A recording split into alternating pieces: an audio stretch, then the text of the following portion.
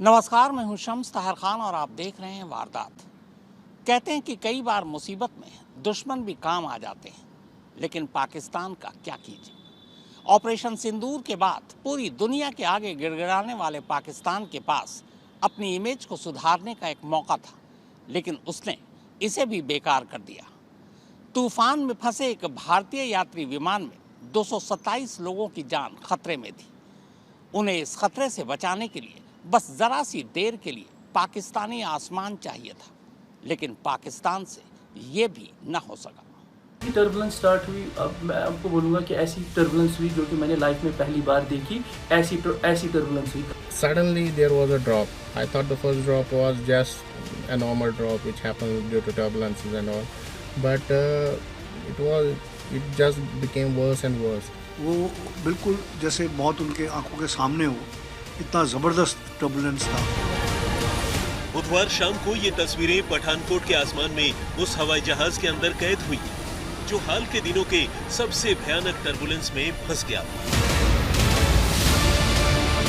मौत को करीब से देखना और बेबसी से बस उसके टल जाने का इंतजार करना क्या होता है, ये इस हवाई जहाज में बैठे तमाम मुसाफिरों और क्रू मेंबर्स ने महसूस किया।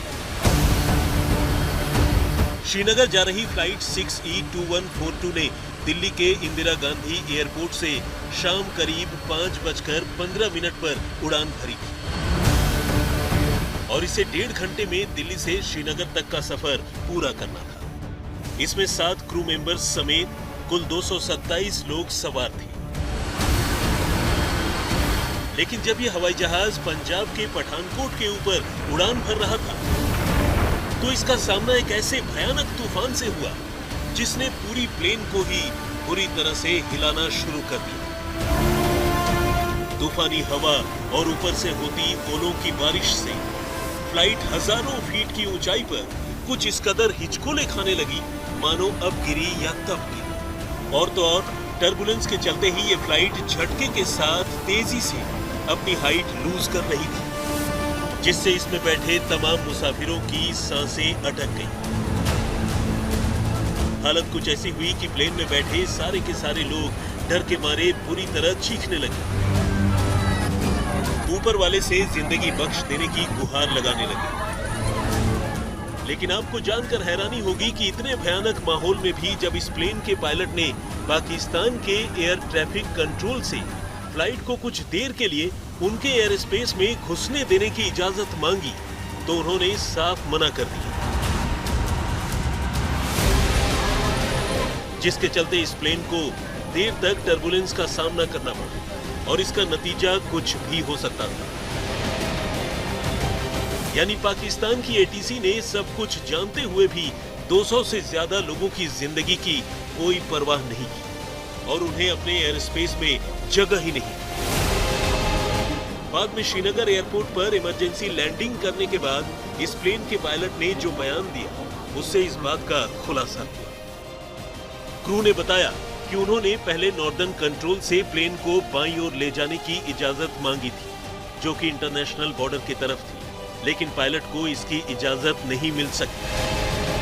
हार कर पायलट ने खुद ही लाहौर एटीसी से बात की और सिचुएशन एक्सप्लेन करते हुए पाकिस्तान से थोड़ी देर के लिए उनके एयर स्पेस से होकर गुजरने देने की इजाजत मांगी, लेकिन लाहौर एटीसी ने इससे भी साफ साफ मना कर दिया। ऐसे में प्लेन में सवार 227 लोगों की जिंदगी को कभी भी कुछ भी हो सकता था, क्योंकि और सारे पैसेंजर्स की जान हथेली पे आई हुई थी और जो कि हमने देखा, जो लोगों ने वीडियोस भेजे कि वो बिल्कुल जैसे मौत उनके आंखों के सामने हो, इतना ज़बरदस्त टर्बुलेंस था।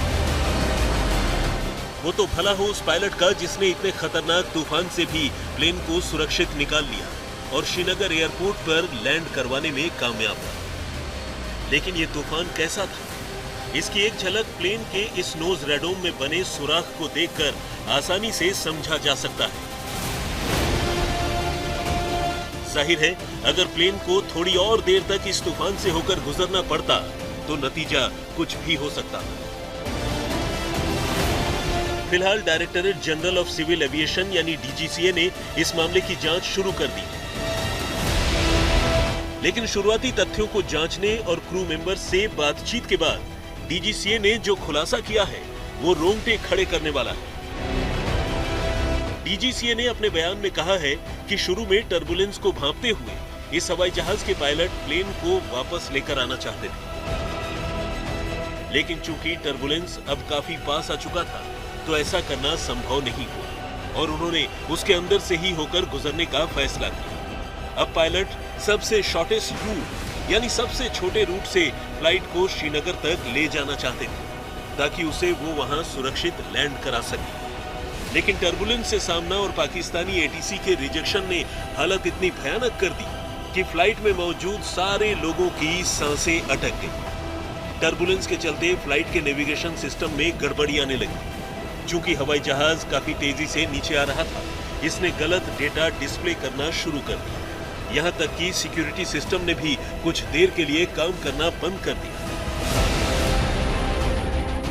और इन हालत में फ्लाइट का बैकअप स्पीड स्केल यानी रफ्तार नापने के मीटर में भी गड़बड़ी आने लगी। देखते ही देखते प्लेन के ऑटो पायलट सिस्टम ने भी काम करना बंद कर दिया और फ्लाइट तेजी से ऊपर नीचे होने लगी। इससे कॉकपिट में बार बार फ्लाइट के बैलेंस लूज करने और उसके नीचे गिरने की चेतावनी भी फ्लैश होने लगी।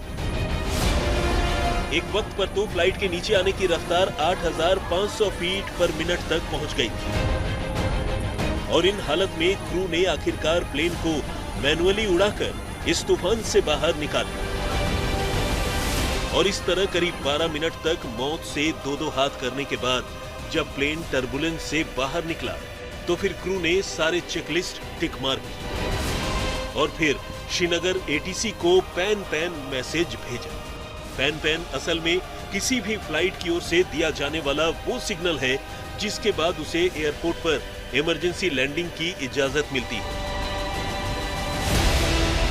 चूंकि तब तक श्रीनगर एटीसी को भी इस टर्बुलेंस की खबर मिल चुकी थी, इंडिगो की फ्लाइट 6E2142 को तुरंत इमरजेंसी लैंडिंग की इजाजत मिल गई और आखिरकार प्लेन श्रीनगर में लैंड कर गया। इसी के साथ सारे मुसाफिरों ने राहत की सांस ली। जो ही टर्बुलेंस स्टार्ट हुई, अब मैं आपको बोलूँगा कि ऐसी टर्बुलेंस हुई जो कि मैंने लाइफ में पहली बार देखी। ऐसी टर्बुलेंस हुई और जो कि हमारे साथ पैसेंजर्स बैठे थे, सब रो रहे थे कि ट्रॉमेटाइज हुए कि इस वाली टर्बुलेंस से। जबकि मैं फ्रीक्वेंट फ्लायर हूँ, मैंने आज तक ऐसी कभी टर्बुलेंस देखी नहीं है लाइफ में कि ऐसा टर्बुलेंस जैसे हमने आज फेस किया। फिर जब हमें प्लेन से डिबोर्ड किया, तब कि हमने जब प्लेन की हालत भी देखी, प्लेन की हालत देखी, तब हम और डर गए। बट हम थैंकफुल है पायलट की जिसने श्रीनगर में लैंड किया सेफली।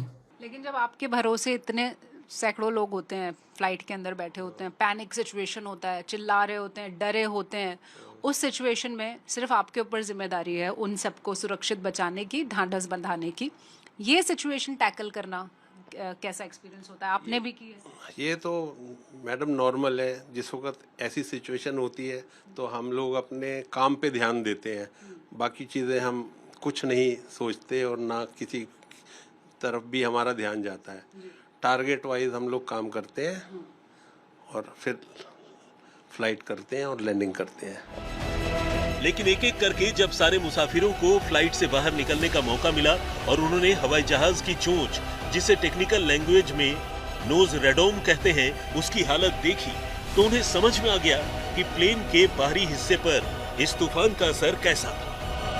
प्लेन की नोज बुरी तरह से क्षतिग्रस्त हो चुकी थी और वहां एक बड़ा सा गड्ढा बन चुका था।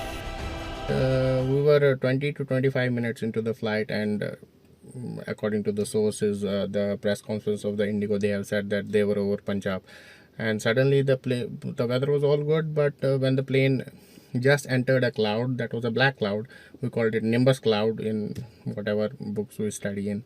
So suddenly there was a drop. I thought the first drop was just a normal drop which happens due to turbulences and all, but it just became worse and worse.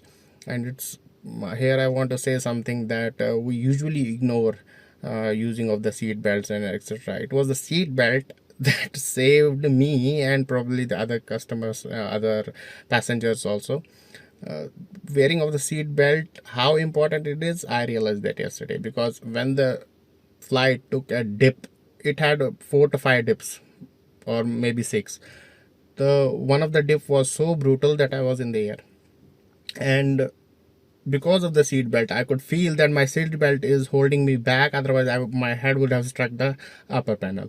So yeah, it was a very brutal experience, I can say, but it's a save from Allah subhanahu wa ta'ala. And after that, I would like to say that the pilot was a brilliant fellow. He has done a wonderful job, because after seeing that the nose of the plane was damaged and he stabilized the aircraft, it was very, very, he should be awarded with something gallantry or something. He should be awarded with something. It was very, very perfectly, he executed this perfectly. So yeah, but the experience was a brutal kind, and we had an emergency landing, and there was police, there were Air Force pilots, they were waiting, they were checking out how the plane has been struck. इसी aircraft का जो nose area होता है, इसको radome कहते हैं. Radome is made of a composite material से बना होता है, और इसके अंदर लाइटनिंग अरेस्टर स्ट्रिप्स होती हैं जो लाइटनिंग को एब्जॉर्ब कर लेती हैं, एंड ये जो इम्पैक्ट होता है उसको झेल सकती हैं. ये it is not a hard material which can give a very big jerk to the aircraft. इस केस में जो डैमेज हुआ है radome, it is very fortunate कि उस वेदर फिनोमिनन में जाने के बावजूद एयरक्राफ्ट का जो बेसिक स्ट्रक्चर था, there was no damage to that. So that is how the pilot was, I would say, very good in his decisions. जो एयरक्राफ्ट की नोज़ होती है, जिसे रोडोम कहते हैं, ये वाला जो एरिया है जहाज़ का, ये वाला एरिया, बाकी जहाज़ तो एल्युमिनियम का बना होता है, ये एक सॉफ्ट मटेरियल का होता है, जिसमें एक तो लाइटनिंग कंडक्टर्स होते हैं, और दूसरा ये बड़ा नॉर्मल सी सिचुएशन है कि ये बड़ा सॉफ्ट मटेरियल है और ये डैमेज हो जाता है, और इसमें लाइटनिंग कंडक्टर्स भी होते हैं और रडार भी होता है जो कि सारा वेदर का और उसका करे. तो ये बड़ी फॉर्चुनेट बात है कि इसमें कुछ भी हो सकता था ऐसी सिचुएशन में. अगर प्लेन जो है वो एक इट्स लाइक अ बॉम्ब, क्योंकि एविएशन टर्बाइन फ्यूल से चलता है, जो कि मोस्ट इनफ्लेमेबल मटेरियल है इन द वर्ल्ड. तो अगर ज़रा सा भी इसमें कोई ऐसी सिचुएशन होती, कोई शॉर्ट सर्किट हो जाता, कोई झटका, कोई बेली लैंडिंग से झटका हो जाता है, कुछ होता, तो the whole plane could have exploded like a bomb. वैसे ये पहला मौका नहीं है जब कोई फ्लाइट इतने भयानक टर्बुलेंस में फंसी हो और इसके बावजूद सुरक्षित लैंड करने में कामयाब हो गई. अब से करीब 1 साल पहले 20 मई 2024 को सिंगापुर एयरलाइंस की एक फ्लाइट के साथ भी कुछ ऐसा ही हुआ, जब फ्लाइट ऐसे ही टर्बुलेंस में फंसी थी, मगर पायलट ने उसे सिंगापुर में सुरक्षित उतार लिया था. नहीं, देखिए, कई सिचुएशंस हुई हैं. पीछे आपने देखा होगा कि सिंगापुर एयरलाइंस की फ़्लाइट एक, उसमें एक पैसेंजर मारा भी गया था because he did not put on his seat belt. पर वो भी बहुत ज़बरदस्त टर्बुलेंस था और उसमें उन्होंने क्या नाम सेफ़ लैंडिंग कर ली. तो ये बहुत ही मतलब कमाल है, और कई कंट्रीज़ में होता है, और ख़ासकर अमेरिका वगैरह में भी कई साइक्लोन्स वगैरह आते हैं, तो उस सिचुएशन में भी कई प्लेन्स लैंड करते हैं और कई बार अनफॉर्चुनेट सिचुएशन हो जाती है. बहरहाल वो कहते हैं ना, जब अंत भला तो सब भला. ये फ्लाइट और इस फ्लाइट में बैठे तमाम लोग काफी लकी रहे जिन्होंने इतने भयानक टर्बुलेंस को झेलने के बाद भी जिंदगी वापस पा ली. सारे लोग इतने लकी नहीं हुए, लेकिन इसी खतरनाक माहौल के बीच जिस तरह से पाकिस्तान ने बेगुनाह और मासूम लोगों को मौत के मुंह में जाते हुए छोड़ दिया, वो बेहद अफसोसनाक है. दिल्ली से शिवानी शर्मा और श्रीनगर से मीर फरीद के साथ आज तक ब्यूरो. लंदन के हीथ्रो एयरपोर्ट से सिंगापुर जाने के लिए सिंगापुर एयरलाइंस की एक उड़ान 227 मुसाफिरों के साथ उड़ान भरती है, लेकिन तभी बीच आसमान में अचानक प्लेन हिचकोले खाने लगता है. दरअसल ये विमान एक तूफान की चपेट में आ गया था. इसके बाद आगे जो कुछ होता है वो दिल दहलाने वाला था.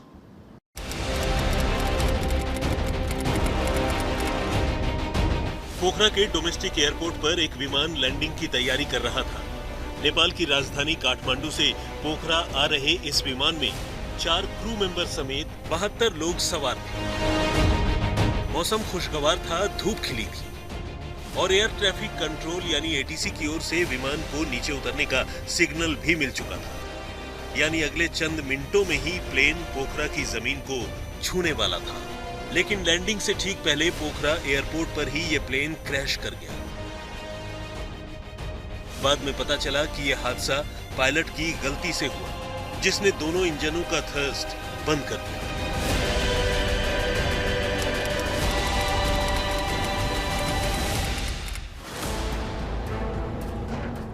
9 जनवरी 2021 को हुए इस हादसे में बोइंग 737 जावा के समुद्र में गिर गया था। श्री विजया एयर के इस विमान ने हादसे के कुछ मिनट पहले ही जाकर्ता से उड़ान भरी थी। विमान में 10 बच्चों समेत कुल 62 लोग सवार थे। हादसे में सभी की मौत हो गई।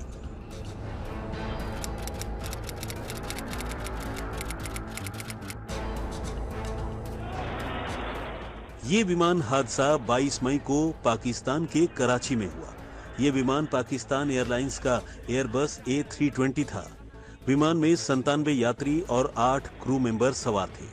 इस विमान हादसे को पाकिस्तान के इतिहास का सबसे भयावह हादसा माना जाता है।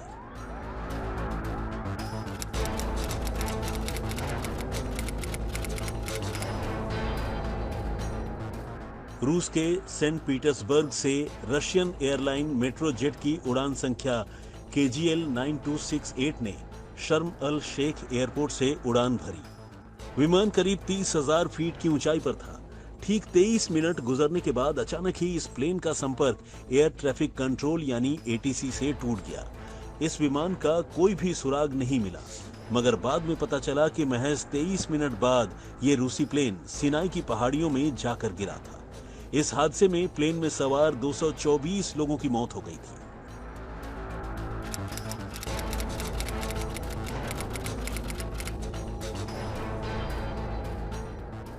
नामीबिया के मापुतो इंटरनेशनल एयरपोर्ट से लैम मोजाम्बिक एयरलाइंस का जहाज TM470 27 लोगों और 6 क्रू मेंबर के साथ खराब मौसम में अंगोला जाने के लिए उड़ान भरता है। लेकिन विमान के 38,000 फीट की ऊंचाई पर पहुंचने के बाद वो अचानक नीचे की तरफ गिरना शुरू हो जाता है और 6 मिनट में ही रडार से बाहर हो जाता है। अगले दिन यानी 30 तारीख को पता चलता है कि जहाज क्रैश हो चुका है और उसमें सवार सभी लोगों की मौत हो चुकी है। जहाज का ब्लैक बॉक्स मिलने के बाद इस बात का खुलासा हुआ। आज तक ब्यूरो।